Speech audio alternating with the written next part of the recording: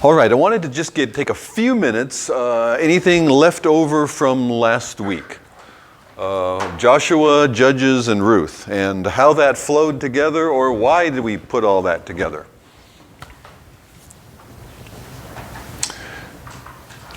Many thoughts, comments, big picture of Joshua? What did you see in Joshua? And especially what I'm thinking of is, how does Joshua relate to the covenant? And when I think in terms of the covenant, God says, you are my people, and I am going to bless you, and I'm going to bless the world through you, and yet if you do not walk in my ways, you're not going to receive the benefits of my blessings. I'm going to chasten you as my own children. I will withhold the reins. If you follow me and trust me, your enemies will flee before you. If you do not trust me, if you trust other gods, you'll flee before your enemies. And ultimately, they're warned that if they persist in following other gods and not their God and Savior, that he will exile them from this land of promise and its blessings. And we know ultimately in Old Testament history that happens. So how does Joshua fit into that big Old Testament stream that's telling that story of God's covenant? Get into the land finally. Okay, they're into the land, and how's it going? It's going pretty well. It's going pretty well. They go in and they have the circumcision at Gilgal, and then they take Jericho and they trust the Lord. They do the silly round-around thing, and God gives them the victory. God gives them the city, and they devote it to destruction. They don't take any of the spoil for themselves, right? Except, okay, then they move on to the next city, Ai, and it doesn't go well because what? Okay, they did not, they were not completely, there was this isolated case of disobedience, and yet it had its impact. Okay, so we deal with that, they deal with that, and then they continue, and God gives them victory. Their enemies attack them and then flee before them, just as God had said. That's the short version of Joshua. And at the end of the book, Joshua says, okay, folks, here you are. You have been given your inheritance just as God said. Can you keep it? It's kind of like Ben Franklin says, what have you given us? A republic, if you can keep it. And so he calls them back to the covenant there at the end of Joshua. It's a significant part of the book because it's reminding us what this is all about. And then we come to Judges. And how does that go? How does it relate to the covenant? Okay. All right. They fail to conquer. Initially, they're not pushing the Canaanites out. And then they're influenced by the Canaanites. And so you have them fleeing before their enemies. They're oppressed by their enemies. They call out to the Lord. And there's that cycle that keeps going on, right? And then the Lord raises up a judge and delivers them, and then rinse and repeat. And it goes around again. But it seems to be spiraling, and it's spiraling downward, isn't it? It's getting worse each time. Okay? And then initially they had not driven the Canaanites out, and they had not kept themselves distinct from the Canaanites. But what's happened by the end of the book? That horrible, terrible end of the book. What has happened? Civil war. Okay, there's a civil war. That's part of it. So Israel is warring against Israel when it should be the Canaanites warring against Israel, right? Okay, so what else has happened by this time? These horrible things that are happening. The horrible things that Israelites are doing.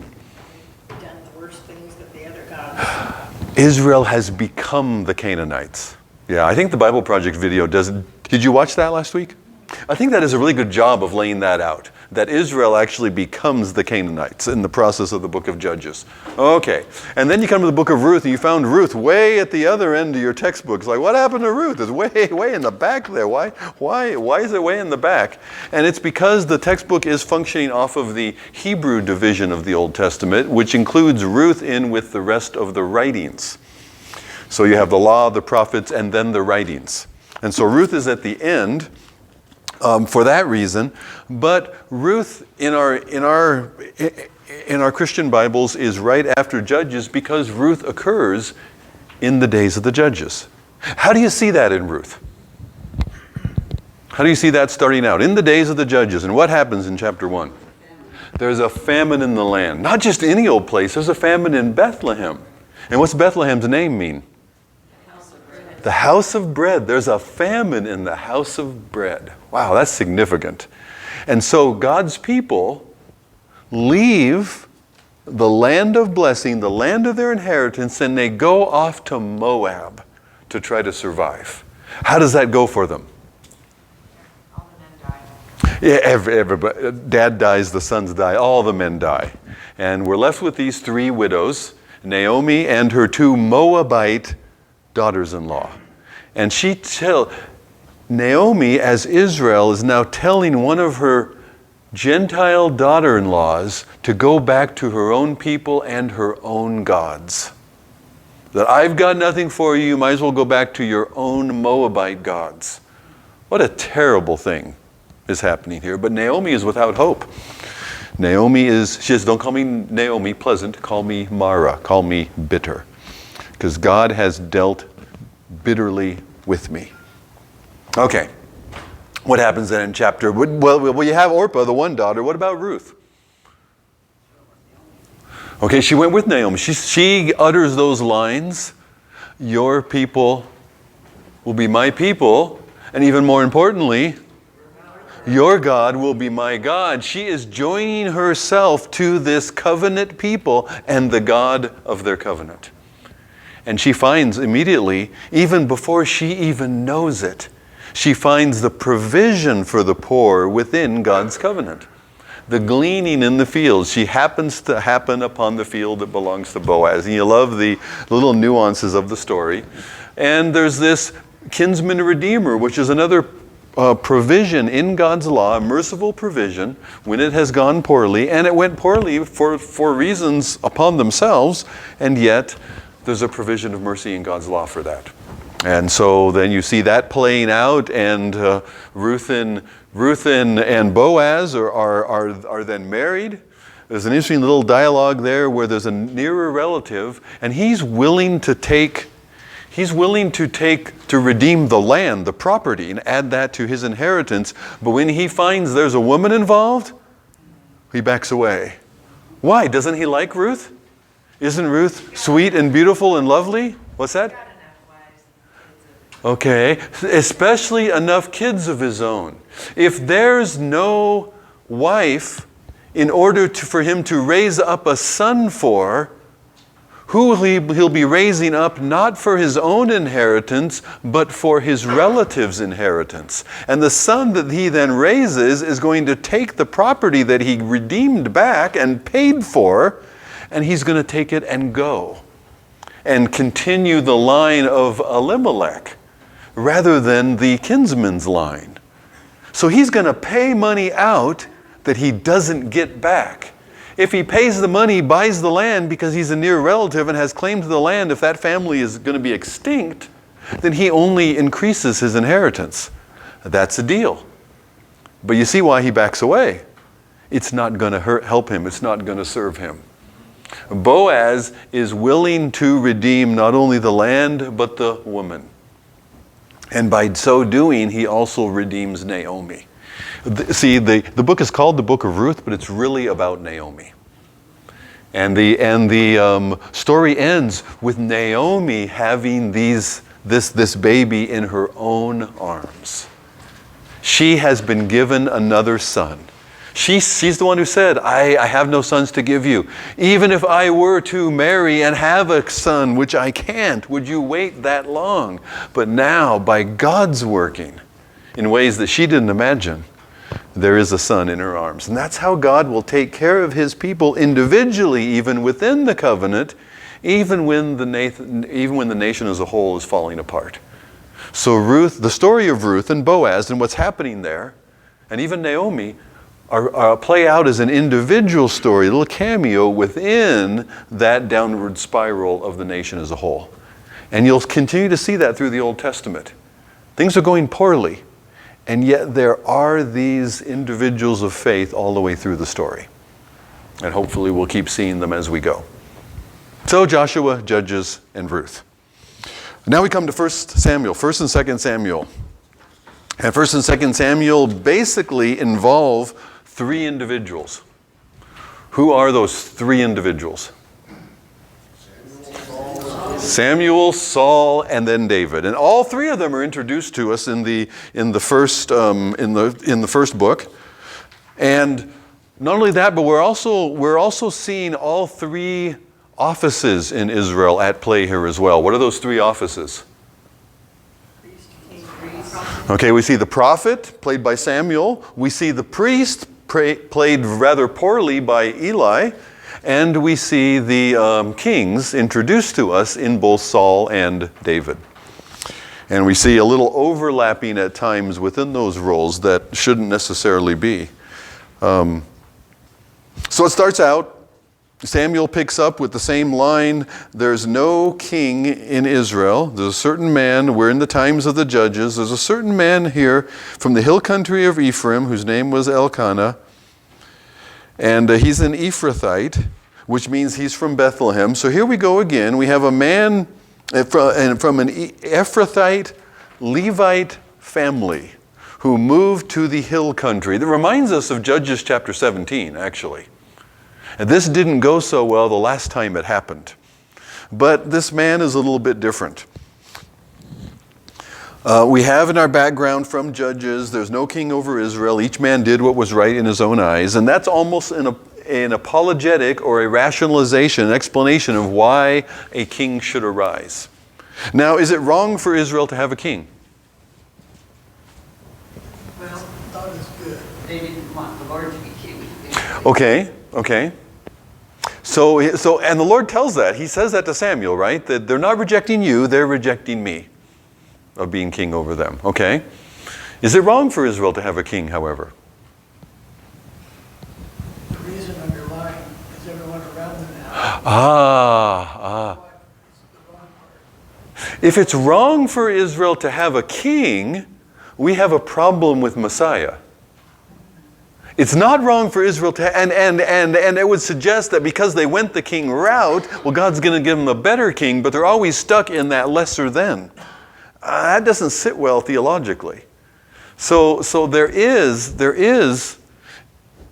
is okay. In fact, in Deuteronomy chapter 17, God gives instructions for what a godly king should do and not do. He should make himself a copy of the law so that he's faithful to lead the rest of the people in it. He should not multiply into himself wives or horses or chariots. Now, those principles fall apart very quickly among the kings of Israel. But the instructions are given of what a godly king would look like. Okay, so it's not bad that they're to have a king, but they want to have a king to be like all the nations. So isn't that just a form of government? It is. I mean, it's not like we have, but it's a form of government, and that's where your structure comes in on how everything's done.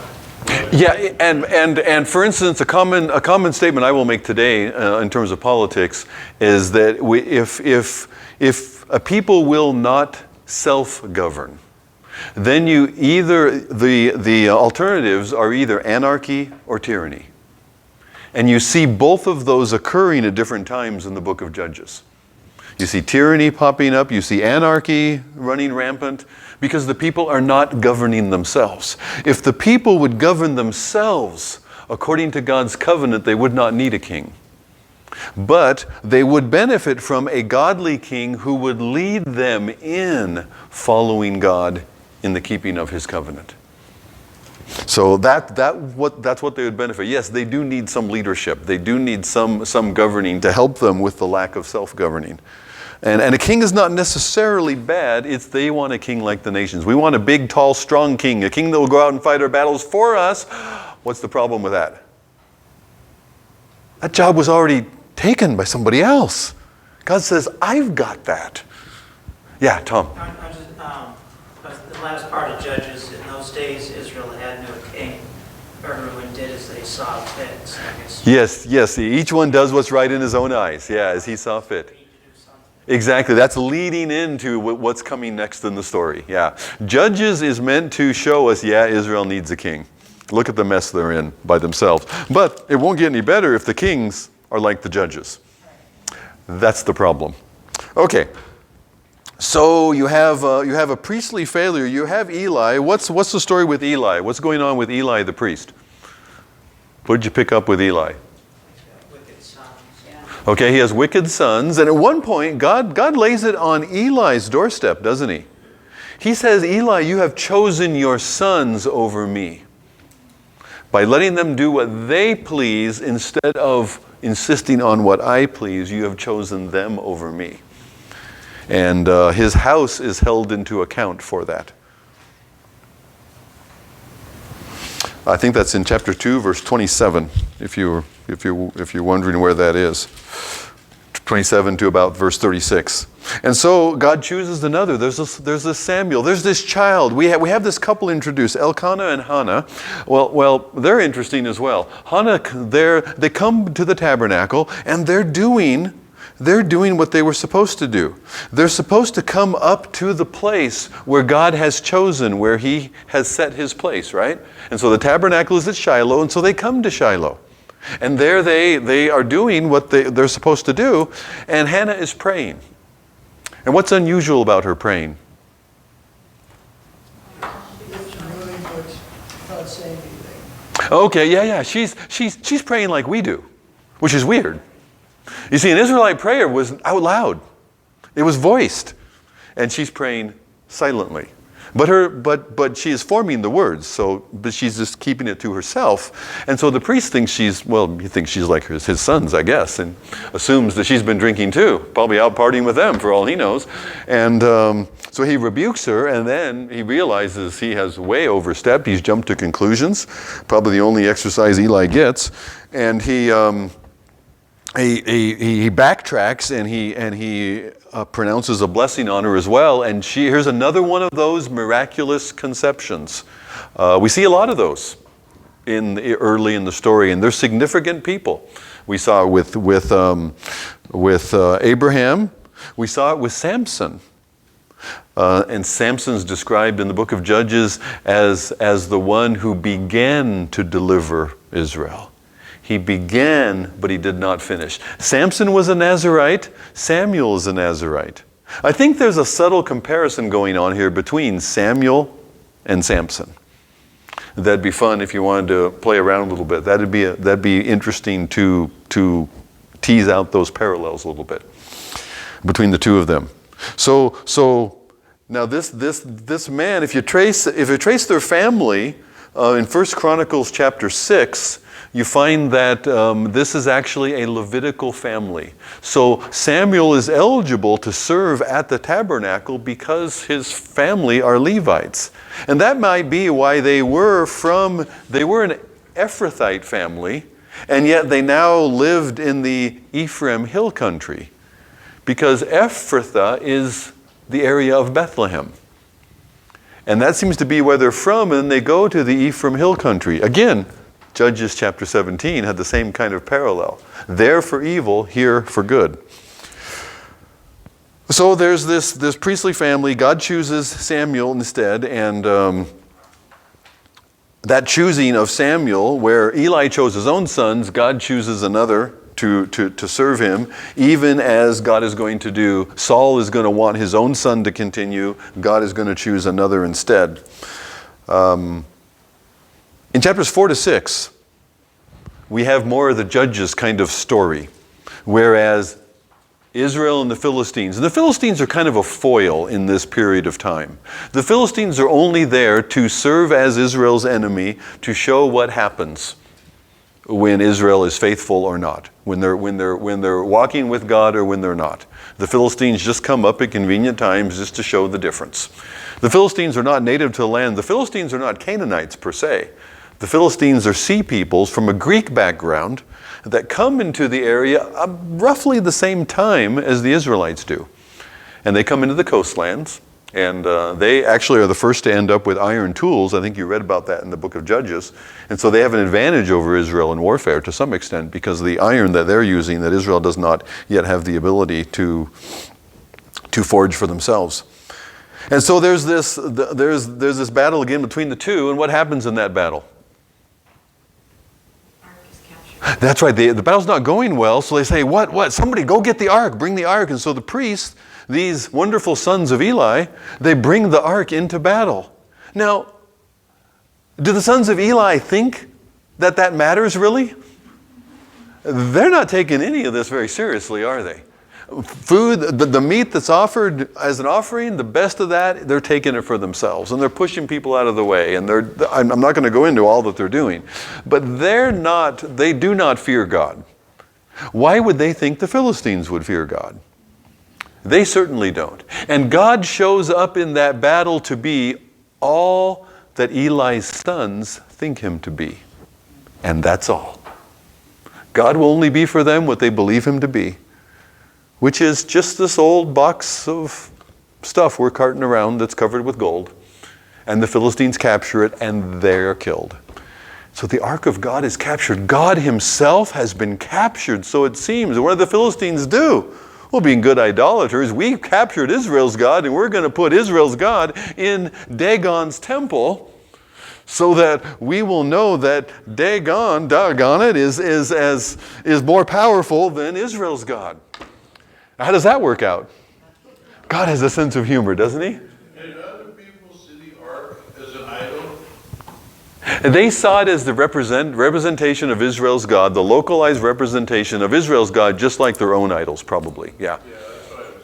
Yeah. That would throw them off to think, well, the ark I was getting, what is this big deal? Yeah.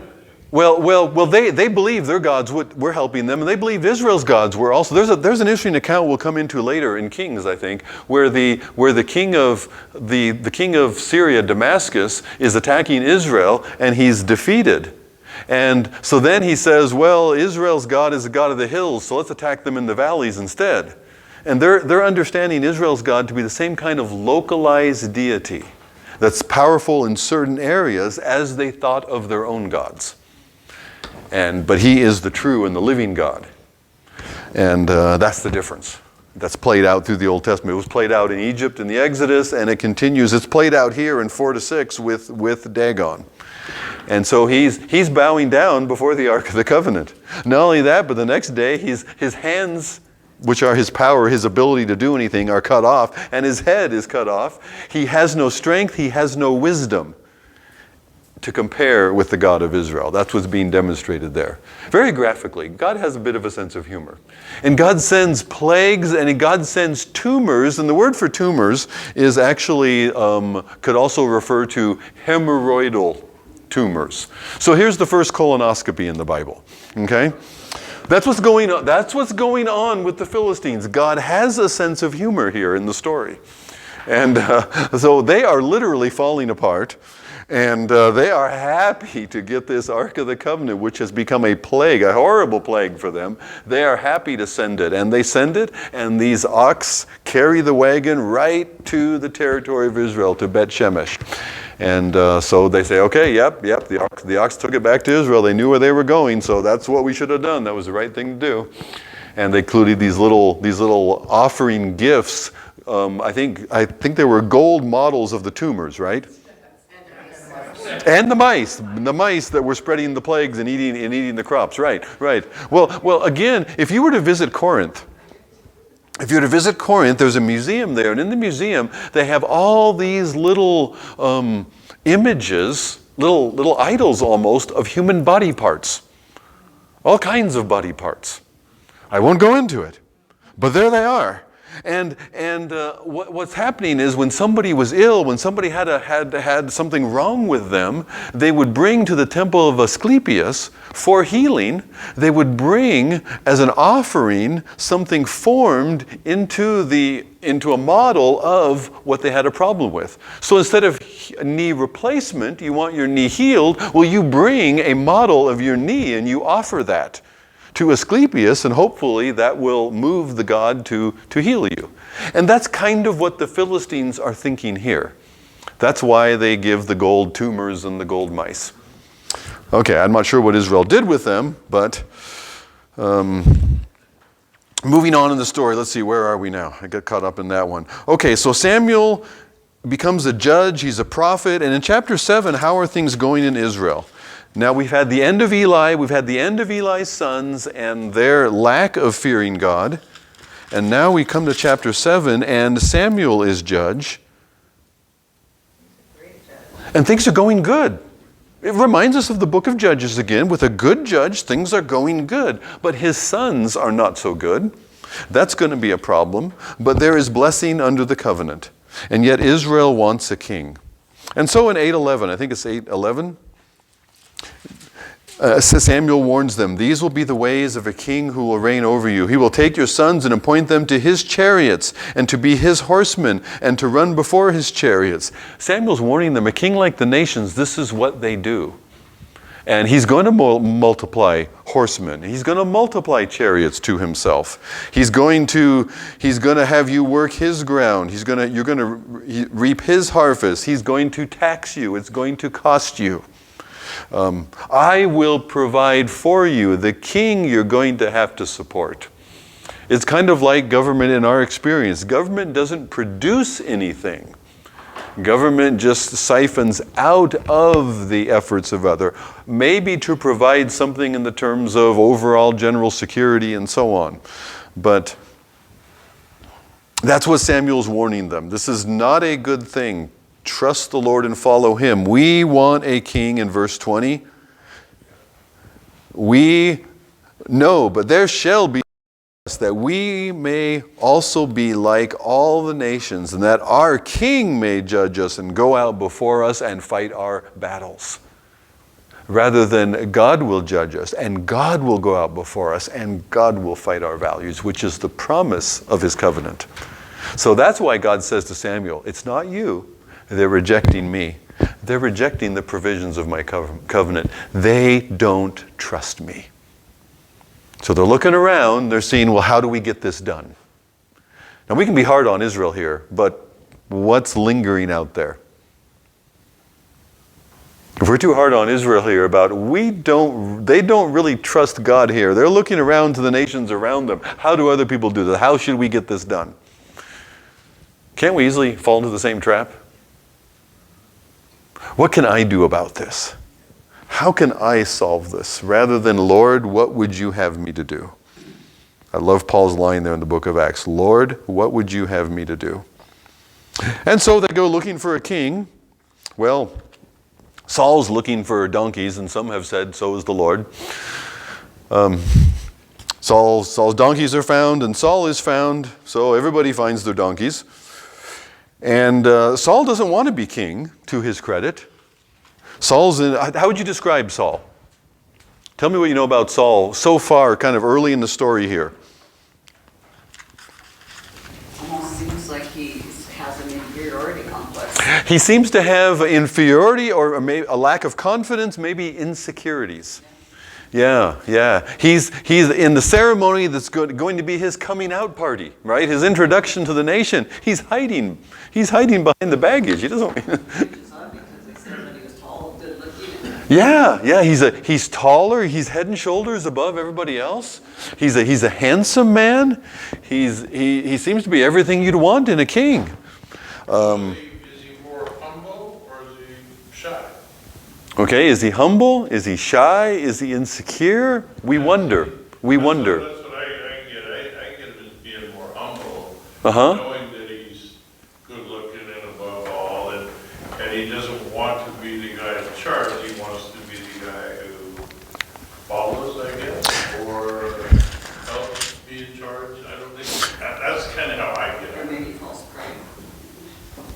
Yeah, and when Samuel comes to him and Saul answers in verse 21, am I not a Benjamite from the least of the tribes of Israel? And is not my clan the humblest of all the clans of the tribe of Benjamin? Why then would you speak to me in this way? Who am I that God would make me king? Saul himself realized that, okay, I'm tall. All right. Not terribly bad looking, okay, but my family, we are nobodies.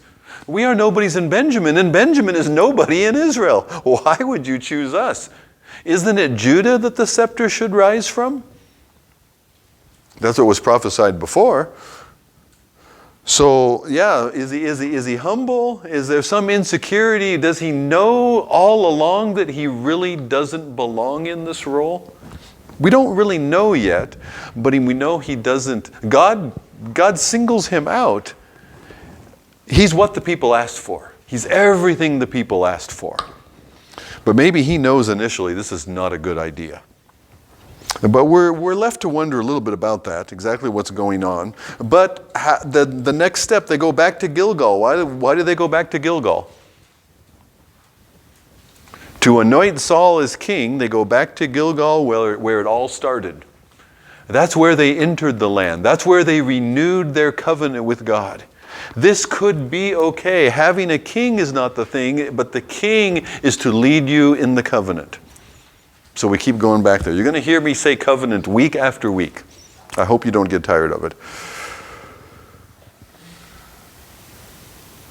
Okay, so Saul's lack of confidence is going to come out. Well, it comes out in that anointing in chapter 10. But he starts out well in chapter 11. There's this siege by the Ammonites.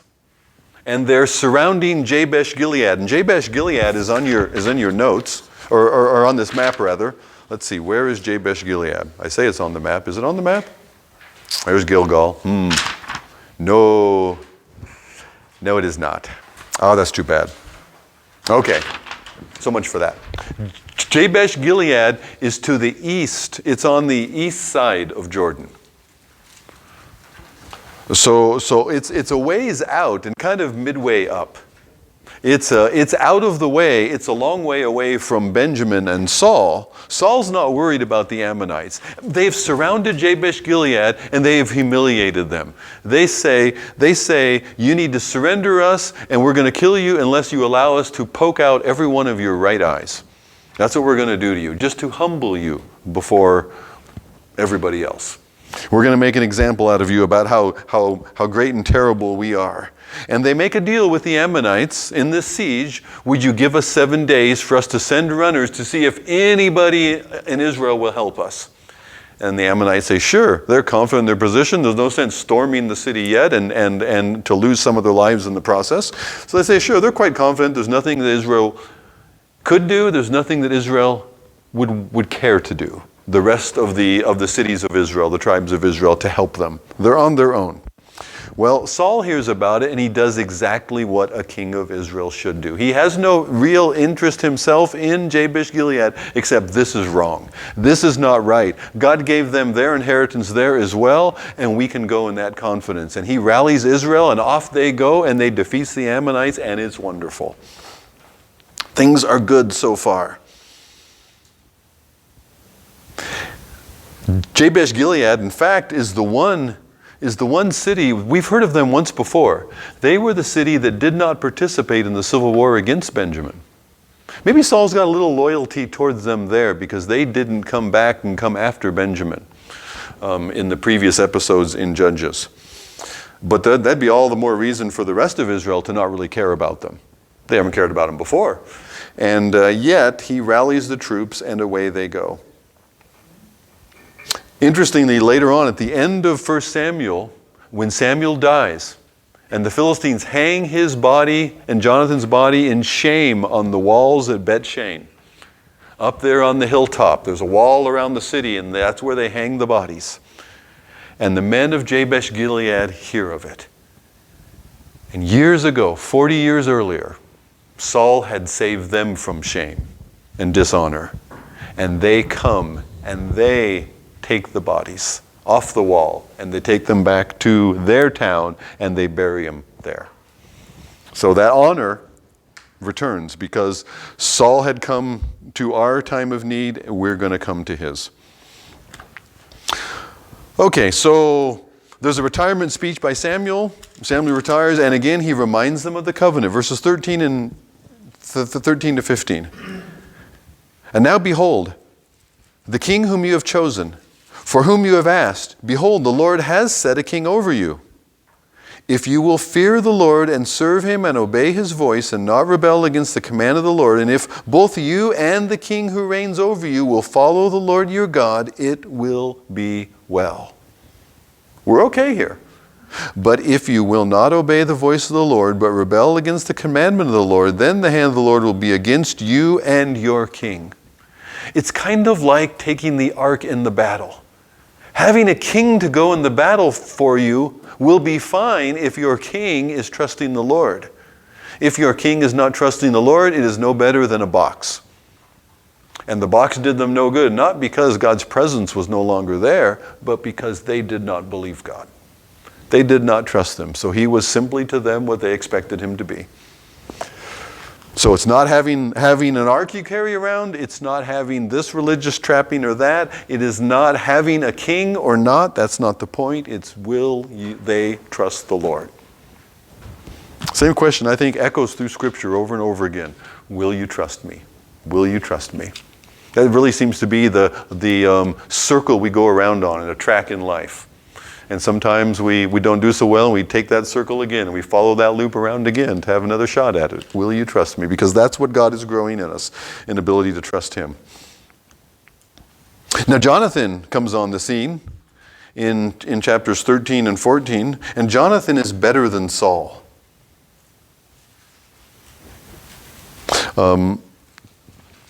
Jonathan, in the midst of fighting the Philistines, Jonathan simply trusts the Lord and does amazing things as he battles the Philistines, he and his servant and so forth. Saul is the one making rash judgments and statements.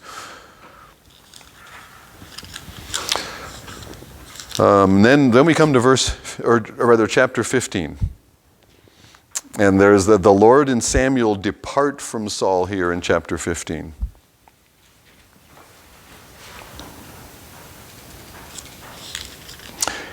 Let me see, get the backstory here. So Saul is told to go and strike Amalek, the Amalekites, in verse 3. Do not spare them, but kill both man and woman, child and infant, ox and sheep, camel and donkey. Where are the Amalekites? This is one of those, let's see, map of Israel. Okay, map of Israel, here we go.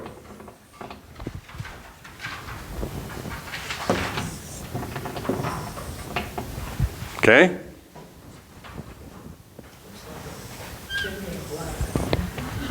So map of Israel. Easy as that. This is Sea of Galilee. Or Gennesaret, the harp. This is the Dead Sea, sort of. What's this little bump right here?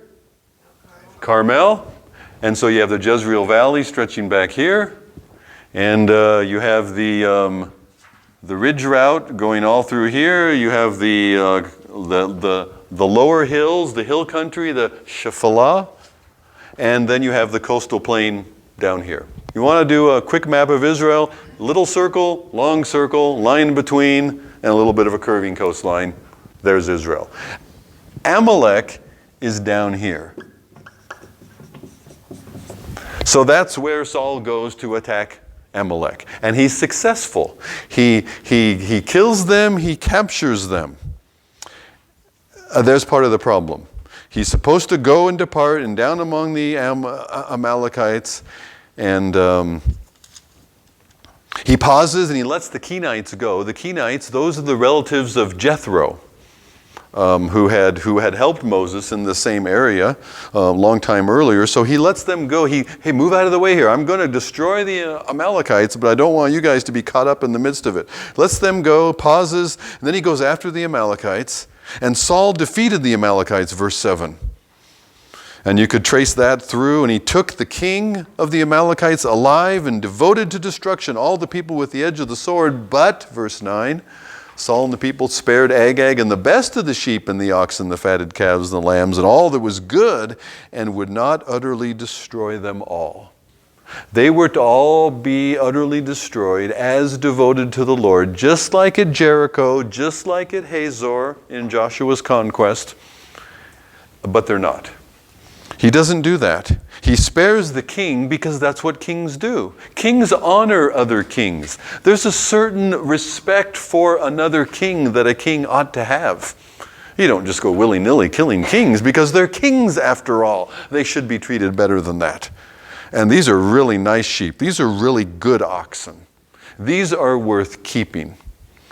Now, he's going to offer an excuse. What excuse does he offer when Samuel calls him on it? Have you obeyed? Oh, yes, I've obeyed the Lord fully. I have wiped out the Amalekites. And what does Samuel say?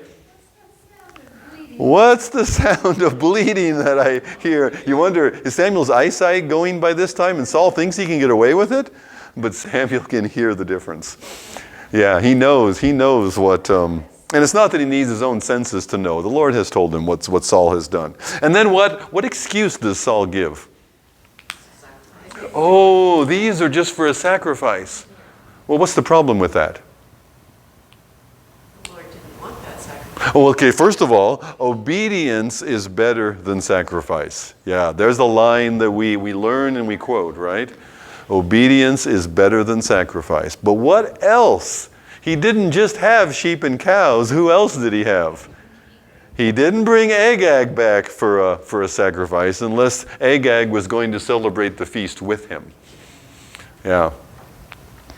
And so Samuel does dispatch Agag, the king of the Amalekites. Some have suggested because isn't, in the book of Esther, Haman is an Amalekite. And if the Amalekites had been completely destroyed here, there would not be a Haman in the book of Esther. Some have suggested that somehow Saul was treating Agag so well that he was able to father another child in between the time that he's, quote, captured and he's brought back to the point where Samuel confronts him and then Samuel executes him. So we cannot say because that's putting some things together, but we're not given those details into how exactly did Saul treat Samuel or Saul treat Agag. We're not given that. We don't know exactly how much time is here, but that is brought up later in the book of Esther. So it's a curiosity that you wonder about. Sometimes I could just say this: you don't know the full extent of the difference your obedience will make. And you don't know the full extent of the difference your disobedience will make. That's something we can learn from the story as it unfolds. Okay, time continues to move along here. So the Lord departs from from Saul because of his disobedience. God says, I regret that I have made Saul king, for he has turned back from following me and has not performed my commands. Samuel's distraught, and he meets Saul. He's looking for Saul. It's interesting. While he's looking for Saul, he's told, Saul came to Carmel, and behold, he set up a monument for himself and turned and passed on and went down to Gilgal. So Saul's having this victory celebration now. No, he doesn't go all the way up here to Mount Carmel. There's a Carmel here. So when Saul is returning from his victory, he puts a monument there so everyone will know the great victory that he has had. And now he's carrying on and he's going on up and he's going to come down here to go to Gilgal. Remember, this is where Jericho was. And so Gilgal is just to the north of Jericho. So he's going there again, the returning to the place of the covenant. And he's still returning and honoring the covenant, and yet he's got Agag. So that tells you there's been a bit of distance here. It's not just an overnight journey to get from here to have a party down here at Carmel and to put up a monument. You're hanging around there for a while, and then you're trekking up the historic patriarchal highway, go down the ascent of Adumim, and you turn and you go on to Gilgal, and now you've gathered everybody there for a big party and celebration. Celebrating God's provision for us in the covenant, even as we are disobedient to it. And it catches up with him there. That's where Samuel catches up with him. That's where Samuel calls him. Because he's, by coming here with the parade of his disobedience, he's not just disobeyed, he's making a mockery of what this is about and the charge that he was given there of being a king who would lead the people in following their God and his ways. Okay, so we need a new king. We're looking for a new king. And here's where we meet David. Now, what's different about David from Saul physically? It's a young child. He's a young lad. He's not the king we expect. In fact, when Samuel's coming, it's interesting little aside here. When Samuel comes now to Bethlehem, okay, publicly, Samuel and Saul are out. There's a division that's come up between them. They are not of one mind any longer. They're not together. And yet, Saul is king. Saul commands the army or the militia. And he has probably a formed guard that is standing all the time. And so Samuel comes to Bethlehem, and the elders of the city meet him in fear, and they ask, "Do you come peaceably?" And Samuel doesn't announce why he's there. "I've come here because God's rejected Saul and God is choosing a new king." That would put Bethlehem at odds with King Saul, and he would be attacking, and they don't want that. They're afraid to be caught up in the middle in the politics of what's happening here. So politics then and today. And he said, "No, I've come to sacrifice to the Lord. Consecrate yourselves and come." And he consecrated Jesse and his sons and invited them to the sacrifice. And when he comes, and he's going through the sons of David, and David's father didn't even bring David to the feast, did he? Somebody's got to look after the sheep, and David's the young boy. In Swaziland in Africa, they do the same thing. It's a young lad that looks after the cattle out in the field during the day. The men own the herd. They sit under the shade tree drinking beer and watch the cows, but it's the boys that move them along and do the work of it. And so David is that young lad watching over the family's flocks. The brothers all go to the feast, and Samuel sees the first one, and what does he think? "Oh, this one will do. This one will do." And what does God say? You know the line. That's right. Man looks at the outward appearance, but God looks on the heart. David is going to be in sharp contrast to Saul in this case. The one that they thought, no. The one that looks right, no, that is not the one. And they go through all the sons. And Samuel doesn't know. Samuel's just waiting for the Lord to tell him which one. And the Lord doesn't tell him, "None of these. This is not the one. This is not the one. This is not the one. Dude, you have any other sons?" "Well, we got little David. He's out watching the sheep." "Well, bring him. We'll wait." And they wait, and they bring him. And David comes, and David is the one. So David has been anointed as king. And yet, Saul's still on the throne. Saul's still ruling the army. David's been anointed as king, but he's not recognized as such yet. Sound familiar? We have been chosen. We have been given a calling that we have not yet realized. It is not yet evident to all the people around us who God has chosen us to be. And so we wait and continue in faithfulness. There's something of David's story that resonates with us in that. Okay, so next we come to chapter 17. What happens in chapter 17? This is everybody's favorite story in Samuel. What's going on in the story of David and Goliath? Lack of faith on Israel's part in their God. That's right, that's right. The Philistines are there. And the Philistines have a lot of army there. And they're in this Elah Valley, and there's a ridgeline that comes up from the coast, and the Philistines are covering that ridgeline. But there's this valley that separates that ridgeline for them going further up through the valleys up to Jerusalem. That's where they're going. That's where they intend to go. And Saul's army is across the valley on the other ridges. And so either army has to go from their high position down into the valley first of all, and then fight uphill to the other's position at a grave disadvantage. So it's a bit of a stalemate. And so the Philistines come out, and Goliath comes out, and he taunts day after day, and who should be the one to meet Goliath? Why Saul? Because he's king, first of all. Why else? He's he's been chosen by God. He is the head and shoulders of everybody else. If they send their champion, we send ours, and our champion is Saul. And Saul's hiding in his tent. Saul doesn't want to go. Maybe he knows as well that the Lord is not with him, or maybe he just doesn't trust the Lord to be with him. Maybe that's been the problem all along.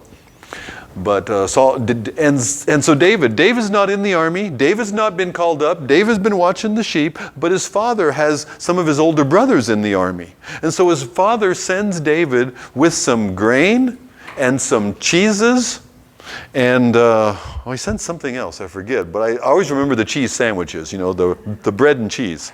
And he sends these, sorry?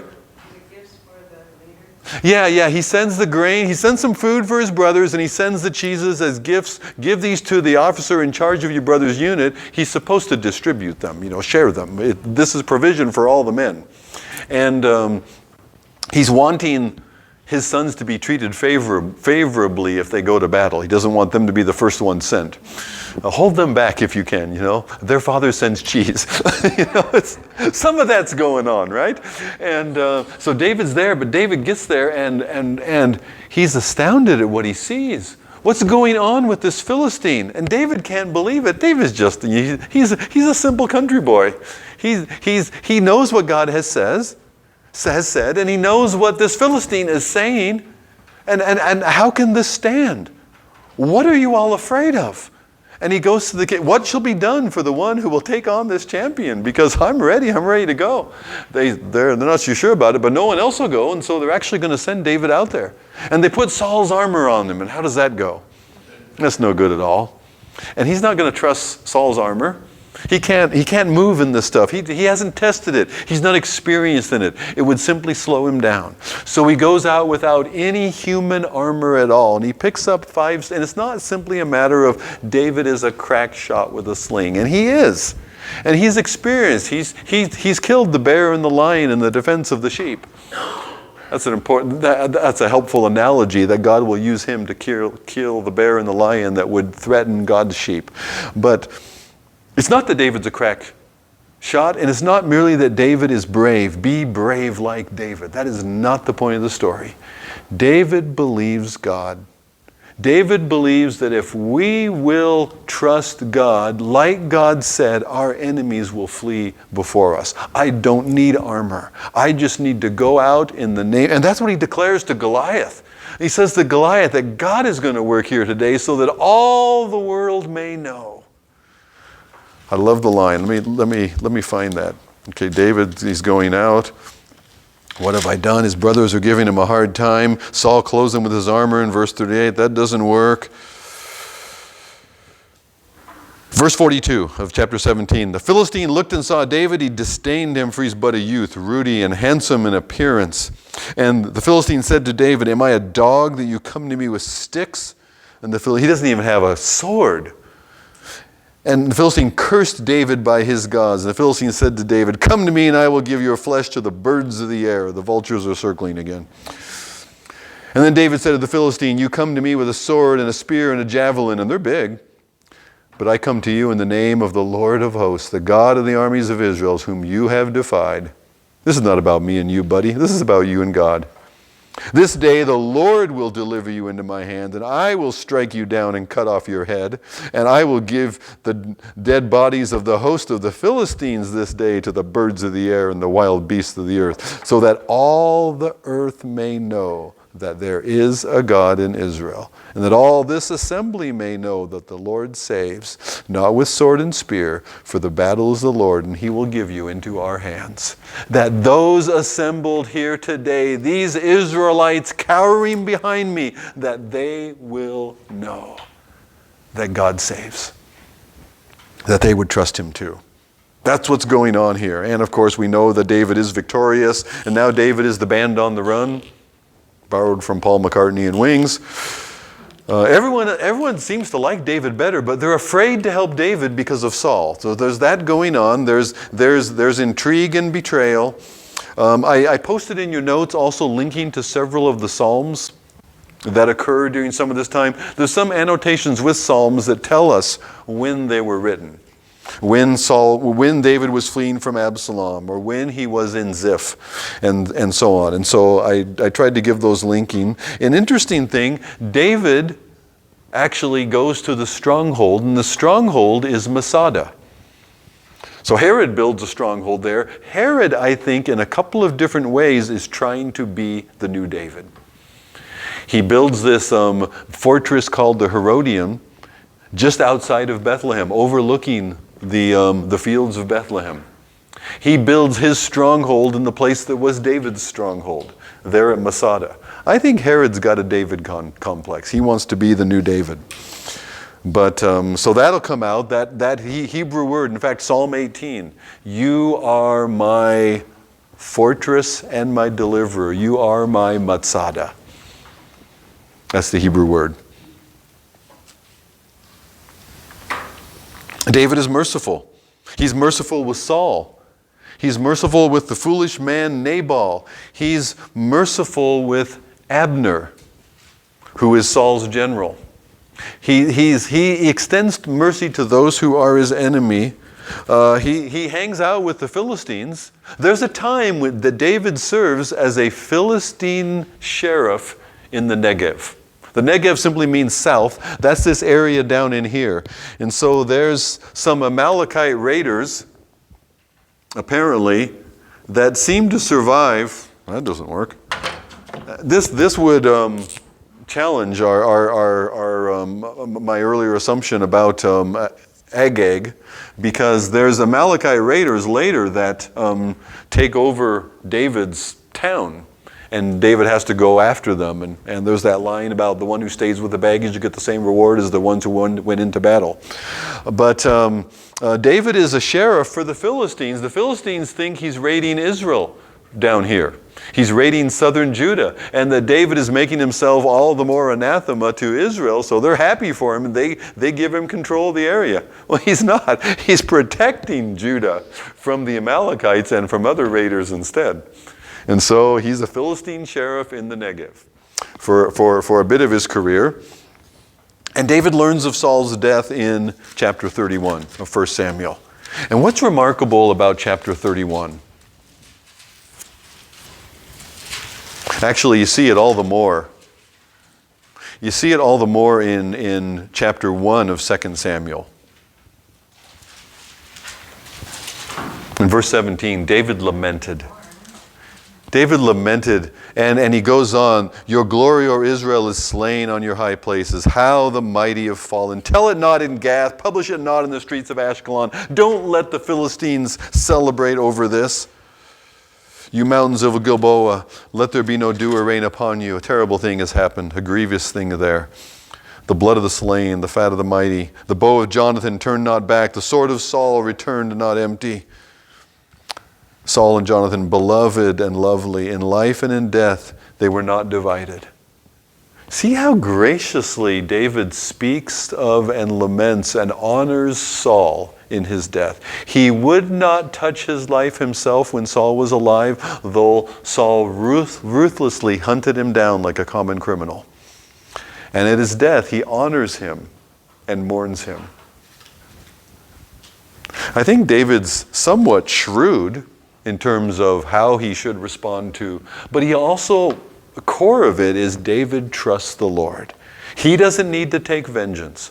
Saul is wrong here. But David can leave that with the Lord. The Lord will deal with it however he deals with it. And David actually takes action against the one who would claim, I killed Saul for you. Aren't you glad? Won't you reward me?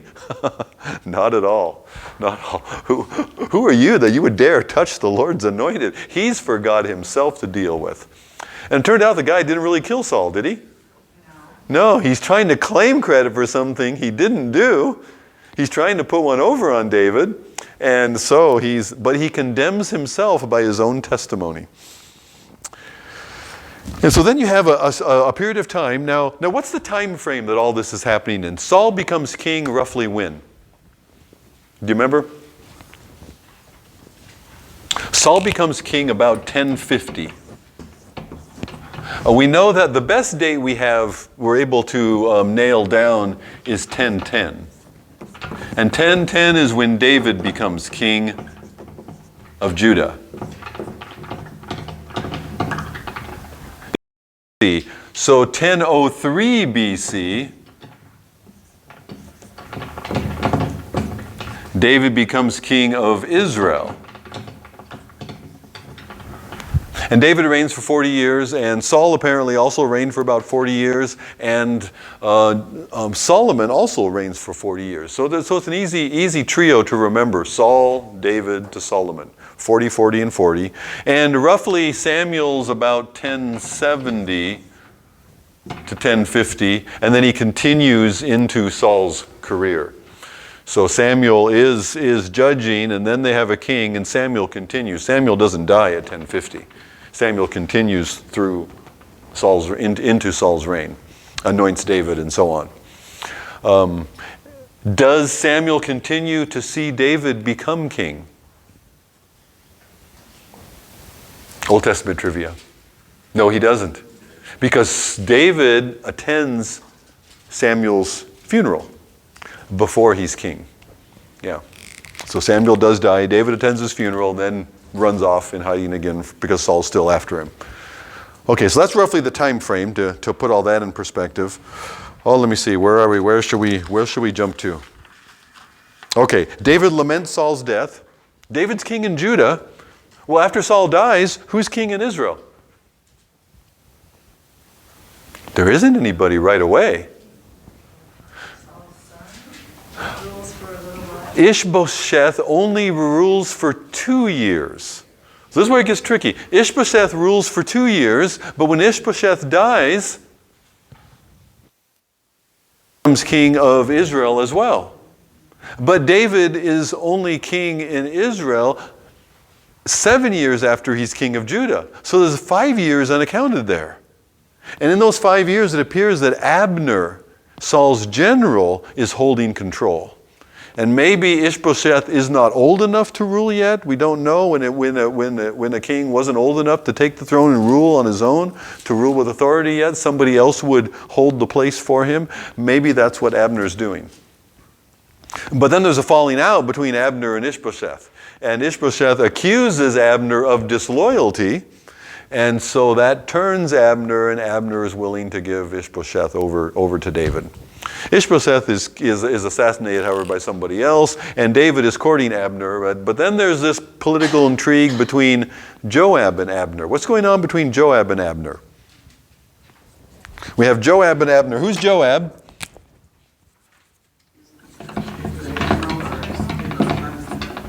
Okay, General Joab is David's commander, and you have General Abner. And he was Saul's general, so he was the one hunting David. And yet he's the power broker in Israel, and he's the one that David needs, and David is able to establish relationship with him. He's a loyal general. He's been serving his king. And he could also faithfully serve. In fact, David is going to give him charge of the army in order to consolidate Israel together under David, their king, which is going to leave old Joab out in the cold. But Joab's a savvy guy, and that sometimes helps David. Sometimes it's a bit of a problem. It thwarts David's plans because Joab's good at looking after David, but Joab's also good at looking after Joab. So there's some of that going on as well. So there's some tensions here. And Abner at one point kills Joab's brother, one of the commanders of David's armies. And he tries not to. He tries to say, don't keep chasing me, don't keep chasing me. Why should I kill you today? He keeps chasing him, and he ends up killing him. And so you could say, well, it's really not his fault. He's innocent of it, but Joab certainly holds it against him and ends up murdering him for it. So we have things going pretty well. There's this consolidation. David becomes king in chapter 5, and there's an interesting part of the story. We get to chapter 5. All the tribes of Israel come to David at Hebron and say, behold, we are your bone and flesh. In times past when Saul was king, blah, blah, blah. Wouldn't you come and be king over us now? Okay, so David made a covenant with them at Hebron before the Lord. They anointed David king over Israel in verse 3. David is 30 years old when he began to reign. He reigned 40 years. At Hebron, he reigned 7 years and 6 months, and at Jerusalem, he reigned over all Israel for 33 years. There's where you get the 40 total. And the king and his men went to Jerusalem against the Jebusites, and they took Jerusalem. this impenetrable city, and they capture it, and that becomes David's capital. Now, why does David choose Jerusalem as his capital? Do you think just on a human level, on a political level? Why Jerusalem? Why not stay at Hebron? Water source. Okay, any ancient city needs a water source, absolutely. So any of the walled fortress cities had to have a water source of some sort, yes. But Hebron did as well. And Hebron has become the capital for David in Judah. And David's from Judah. But he doesn't maintain his capital at Hebron. He moves it to Jerusalem. He's combining. Jerusalem is right next door. It is on the edge of Judah, but it's right next door to Benjamin, where Saul and Ishbosheth were from. And it was not David's city prior to becoming king of all. So this is a new city. This is new ground that's not attached to Israel or David's Judah prior to the unification. But this is a new city they have all taken together under David's kingship. So it's a good choice. Well, God has led them there because it has roots that go back much farther than that. And maybe part of this is in David's mind as well. This is the place where Abraham offered Isaac. This is the place that God spoke to him. And so this is where the capital should be, and this is ultimately where he's then going to bring the tabernacle. And he's going to lay the foundations, lay the plans for the temple, God's house, to be built there. And God's house should be built in the place where Abraham's son was offered and where it was said that God would provide himself a lamb for the sacrifice. So God has already chosen this city. In Jewish history, in fact, in tradition, they would say that Adam is buried in Jerusalem.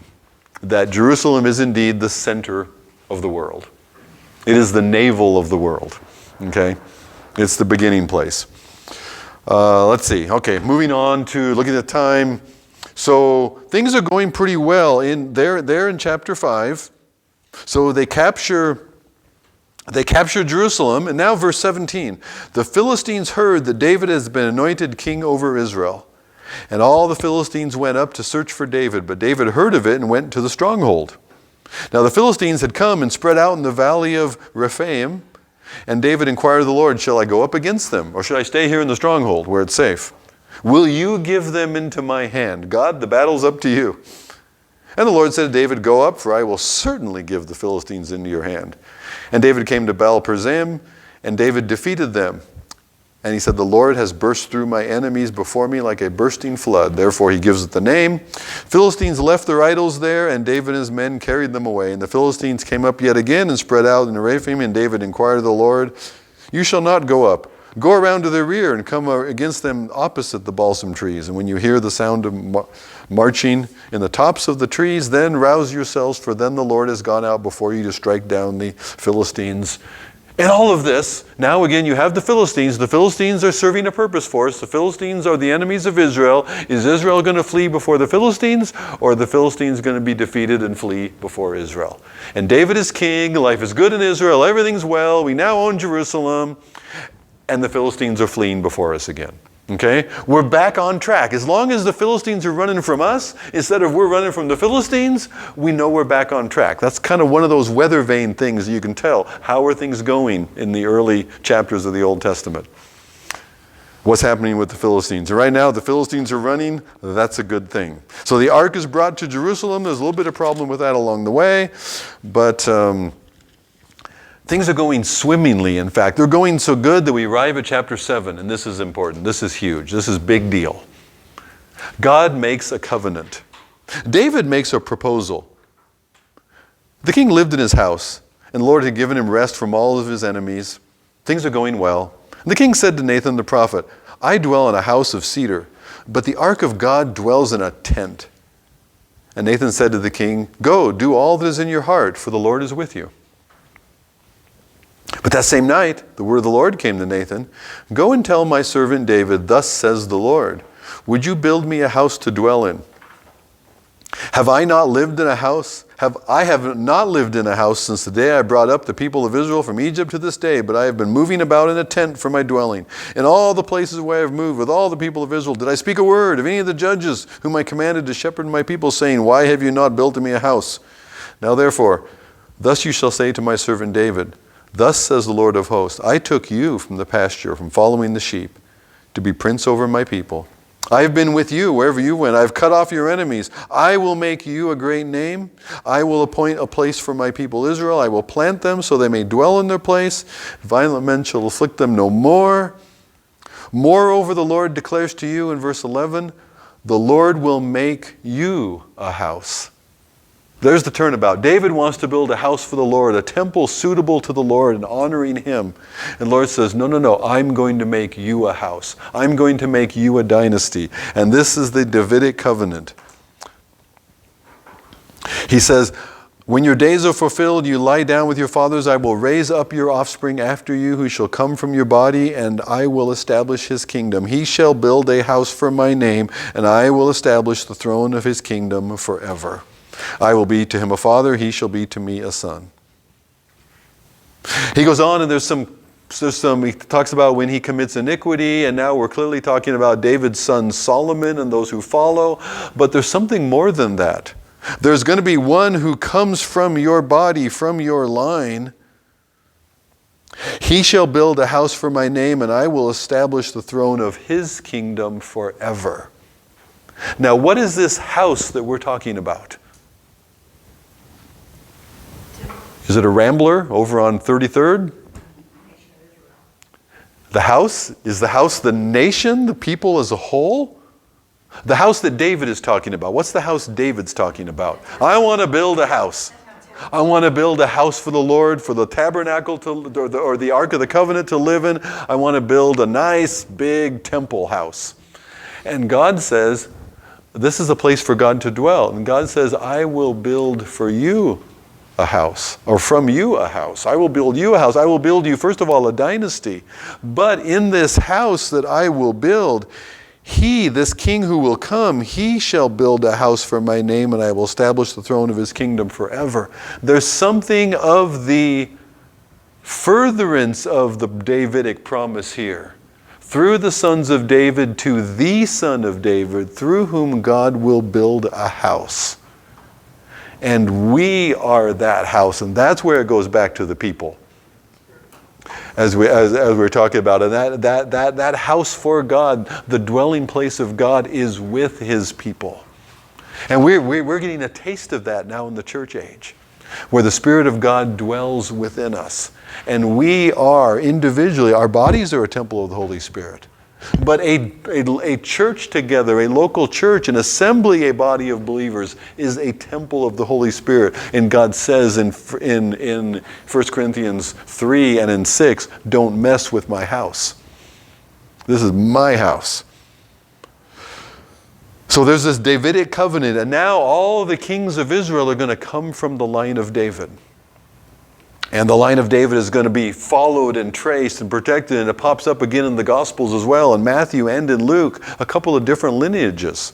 In fact, they're traced, though that we could talk about when we get into the New Testament. But there's a promise made to David that I will establish your house forever, and from you will come a king whose kingdom will be forever. So there's an immediate fulfillment in Solomon, and when Solomon commits sin, I will chasten him, and his sons as well. But there's a fuller fulfillment in the future. And so Nathan speaks these things to David. And it turns out it's not for David to build the house, but it's for him to prepare the way.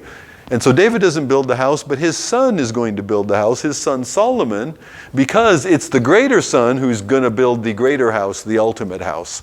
And that's why David doesn't build it. I think it's kind of like, that's why Moses doesn't lead Israel into the land. Well, it's because he got crazy and started banging on the rock too, right? But the law cannot lead Israel into their inheritance. Only Yeshua, God our Savior, can lead Israel into the fullness of their inheritance. And that plays out when Jesus comes. The greater Yeshua, the greater Joshua. When Jesus comes and he says, the law came by Moses, John chapter 1 says, but grace and truth came by Jesus Christ, Yeshua, Messiah. Okay, so we have the Davidic covenant. That's a watershed. We've now come to the third covenant. Well, no, more than that. What covenants have we talked about so far?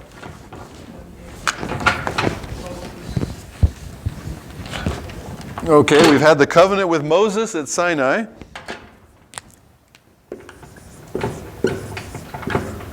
Okay. And Moses is especially focused on the land.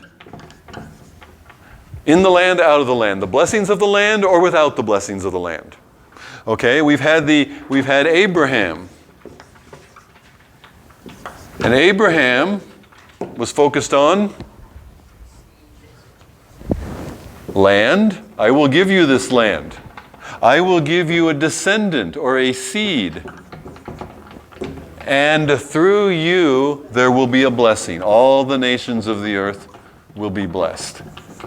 Okay, there's the Abrahamic covenant, the granddaddy of them all, it's been said. We have the Mosaic covenant, sometimes it's called. And now we have the Davidic covenant. And the Davidic covenant is focused on particular the descendant, the one through whom the blessing is going to come. We actually had, in 1 Samuel, we had a glimpse, just a glimpse of the new covenant also. I should turn back there. Where was that?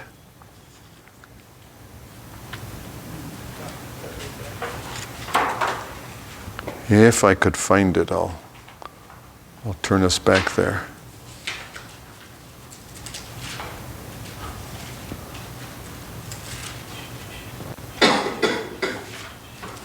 Let's see, 1 Samuel chapter 10. No, I'm thinking that there's a glimpse of it back here in 1 Samuel. We don't. The new covenant, yes, is specified in Jeremiah chapter 31. But in 1 Samuel chapter 10, is it chapter 10?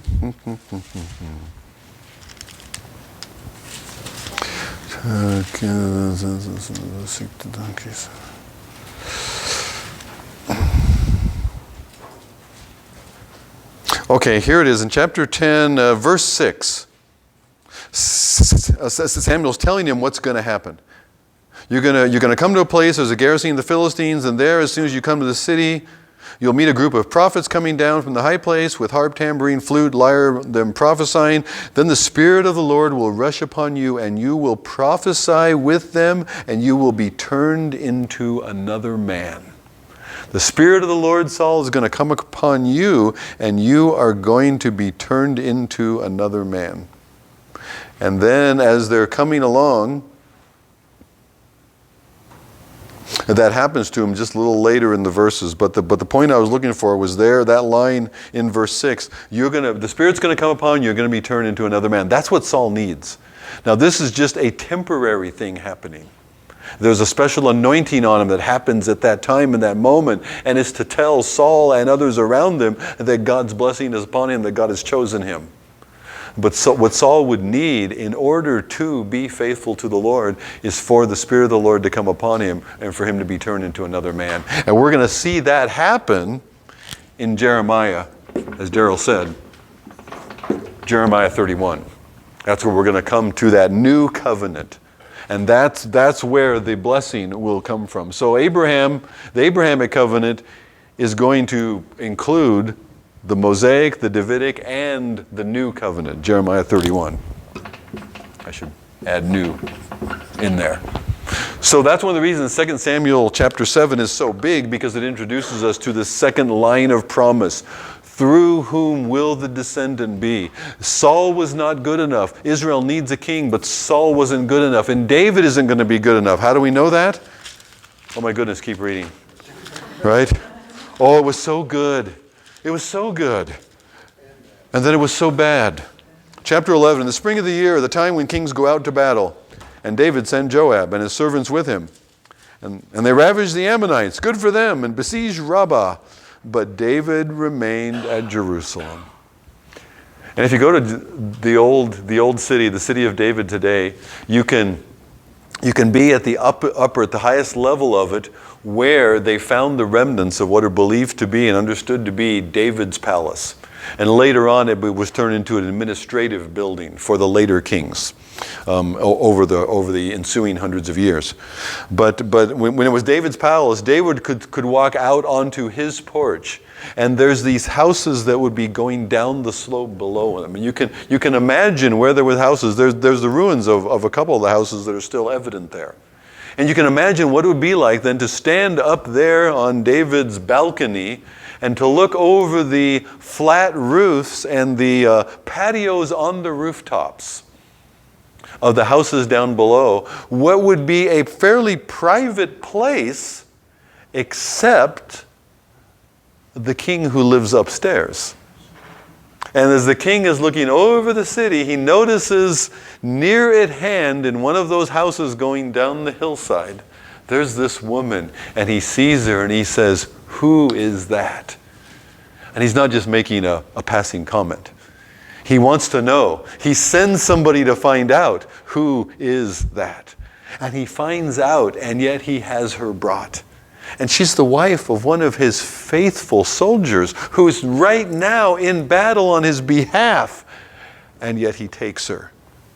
In doing so, David is violating 3 covenants. The Mosaic covenant, thou shalt not covet, thou shalt not commit adultery. He's violating the Davidic covenant, who God has called him to be. And should he sin, that God will chasten him or his sons. He's violating the marriage covenant that goes even further back. And you think, oh my goodness, we've come so far. And David is David, and David is not Saul, and it's all so good, and then it's all so bad, and what's going to happen? Can anything good come out of any of it? And David will face God's chastening. The consequences of David's actions will play out in his own house, and much of the rest of 2 Samuel plays that out. His own daughter is violated by one of his sons. His own son then is murdered by one of his other sons. We have Cain and Abel repeated in David's own house, and this should not be, but it is. His son Absalom is exiled from the land because he kills his brother who had violated his half-sister. Absalom is exiled up to the north, on the north edge of the Sea of Galilee, a place called Geshur.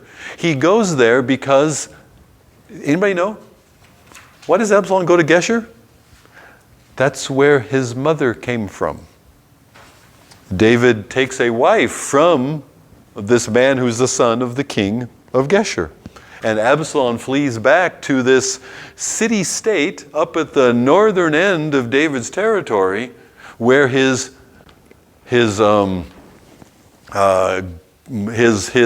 maternal grandfather will protect him and keep him safe from David. And so he's in exile there. Now when Absalom returns, he rebels.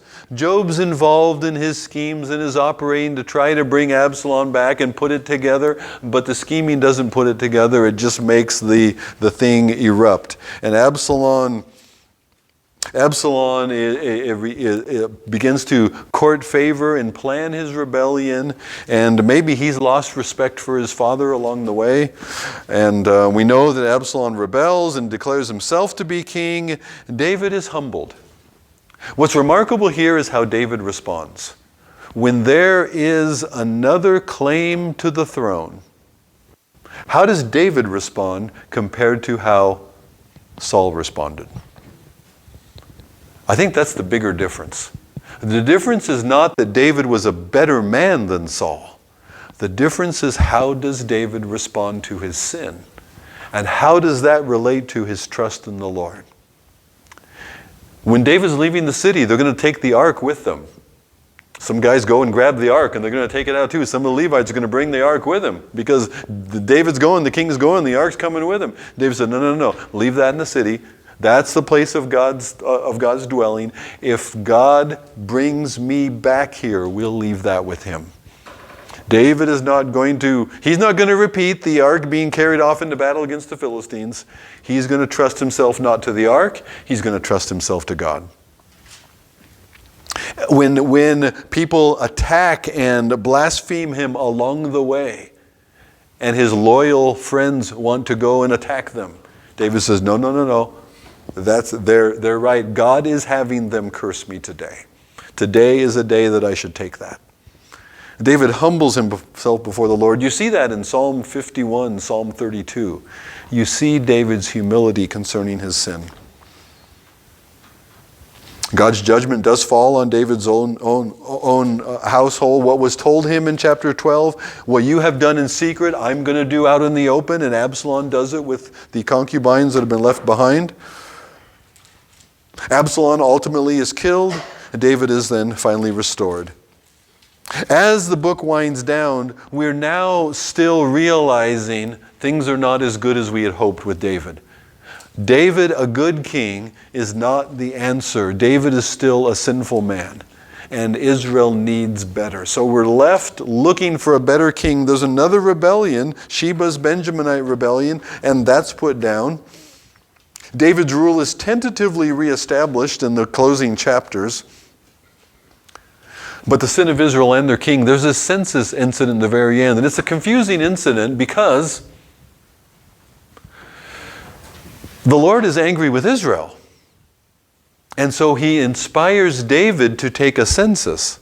And then for taking a census, for counting the army, how many soldiers can I raise that I would have my confidence in? And I've learned along the way in life, when I start counting my resources, I'm setting myself up for trouble. I should just trust that to the Lord and not count too closely. It doesn't mean I should be ignorant, but I start counting to see, do I have enough? All of a sudden, it costs me something. And a big bill comes, big breakdown happens or something. Yeah, and just stop doing that, Bob. But, and yet, when then God's calamity, God's judgment comes then upon Israel as a result of the census, David stands up and he says, God, I alone have sinned before you. Do not punish these innocent ones because of my sin. He not only takes responsibility for his own sin, but in a sense, the Lord was stirred up against Israel's sin. For somehow at this time. Maybe the nation is proud of their ability now under their king to withstand enemies for themselves. Maybe that's partly what's going on. I'm not sure. But David takes the sin of the nation upon his own shoulders. And there again we see something. We've seen that Israel needs a better king. And David is showing us something here at the very end about what that better king is going to look like. He's going to be the king who takes the sin of the nation upon his own shoulders. His name is Jesus. So that takes us to the end of 2 Samuel and the end of our time. Any last observations or questions, things that are lingering? Yeah, I just had a Tom. quick question on 1 Samuel talks about how God regrets. Oh, okay, yeah. I got the NIV and it uses the word regret. I haven't researched it much. I just God regrets, and God seems to change his mind. I had a friend who wrote a paper entitled "The God Who Decrees and Relents." A classic example of this is in the book of Jonah, where God says, "Tell Jonah, go tell them in 40 days Nineveh will be destroyed." And Jonah goes through, and then he sets up shop and he waits for it to happen. He finds a good spot to watch where he can see it all. He can see the brimstone when it comes. It's going to be great. He's got his barbecue set up, maybe, I don't know. But Jonah's just waiting for it to happen. And God relents. And Jonah, being a prophet who knows something of God's heart, says, I knew you were going to do that. God decreed judgment, and yet he relents. So yes, God takes action, and yet then God is being described in human terms. Especially in that, I regret that he's relating to Samuel in human terms. Did God know what Saul was going to do when he chose him? Yes. Yeah. And you see something of that when God tells Hosea, the prophet, to take a wife who's going to be unfaithful to him, who's going to be a prostitute. He doesn't tell the prophet to take a wife who is a prostitute. That would be violating the law of Moses. But he tells him to take a wife who is going to be unfaithful, because the prophet is going to live out an example of God's relationship with Israel. Not a choice perhaps that he would have liked to have been chosen for. And so God knew, and yet he's expressing it in human terms, his regret. Yeah, it's a good question. So God does decree, and yet that doesn't change what we call the immutability of God, where God himself says, I change not. I do not lie, and I don't change. And yet, God will decree a judgment that is deserved and worthy, and yet God will relent from that judgment, or God will hold back that judgment. God will wait or delay that judgment. Judgment ultimately falls on Nineveh, but it's delayed, and more time is given.